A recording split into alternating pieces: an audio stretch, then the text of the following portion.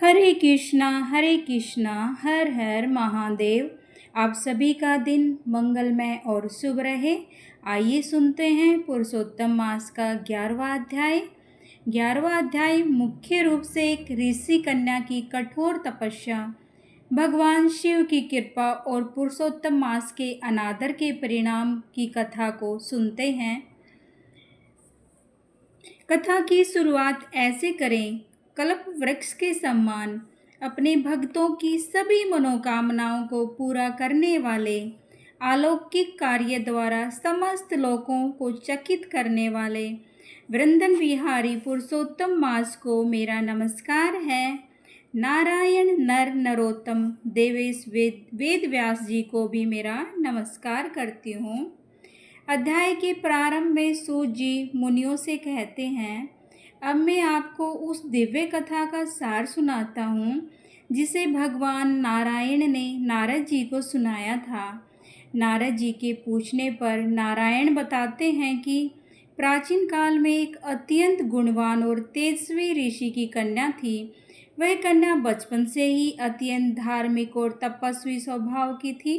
जब वह विवाह योग्य हुई तब उसके मन ही मन भगवान शिव को अपने पति के रूप में पाने का संकल्प किया।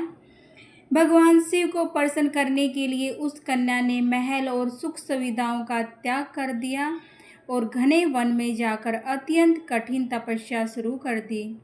वह भीषण गर्मी में पंचाग्नि में तपती थी। वर्षा ऋतु में खुले आसमान के नीचे जल की बौछारों को सहती थी। सर्दियों में ठंड जल में खड़े होकर शिव नाम का जाप करती थी।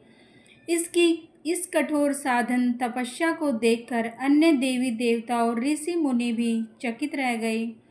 कन्या की निश्चल और कठोर भक्ति से प्रसन्न होकर अतः भगवान आशुतोष शिव जी अपने दिव्य रूप में उसके सामने प्रकट हुए। भगवान शिव को सामने देखकर कन्या अत्यंत ही भावुक हो गई। उसने आदर पूर्वक उनका प्रणाम किया। शिव जी ने मुस्कुराते हुए कहा, हे तपस्विनी, मैं तुम्हारी इस कठिन साधना से अत्यंत प्रसन्न हूँ। मांगो, तुम्हें क्या वरदान चाहिए। वह कन्या व्याकुलता और अत्यधिक उत्साह में आकर भगवान शिव से बार बार एक ही बात कहने लगी, हे प्रभु, मुझे पति दीजिए, मुझे पति दीजिए। उसने अपनी बात के प्रभाव में 5 बार पति शब्द का उच्चारण कर दिया। भगवान शिव ने मुस्कुराकर तथास्तु कहा और बोले, हे कन्या, तूने मुझसे 5 बार पति मांगा है, इसीलिए अगले जन्म में तुझे 5 वीर, धर्मज्ञ और गुणवान पति प्राप्त होंगे। ये सुनते ही वह ऋषि कन्या अत्यंत व्याकुल और दुखी हो गई। उसने हाथ जोड़कर रोते हुए कहा, हे महादेव, संसार की लोक परंपरा के अनुसार एक स्त्री का एक ही पति होता है। 5 पति होना समाज और धर्म के विरुद्ध माना जाता है। कृपा मुझे ऐसा वरदान ना दे जिससे संसार में मेरी मजाक उड़े। भगवान शिव ने गंभीर होकर उस कन्या को उसके पूर्व जन्म का रहस्य बताते हुए समझाया, हे तपस्विनी, ये सब तुम्हारे पूर्व जन्म के कर्मों का फल है। तुमने अपने पूर्व जन्म में अनजाने में महर्षि दुर्वासा का अपमान किया था और सबसे बढ़कर तुमने पुरुषोत्तम मास अधिक मास का अनादर किया था। पुरुषोत्तम मास अत्यंत ही पवित्र, कल्याणकारी और भगवान श्री हरि को प्रिय है। जो भी इसका अनादर करता है उसे अपने जीवन में कष्ट और ऐसी विचित्र परिस्थितियों का सामना करना पड़ता है।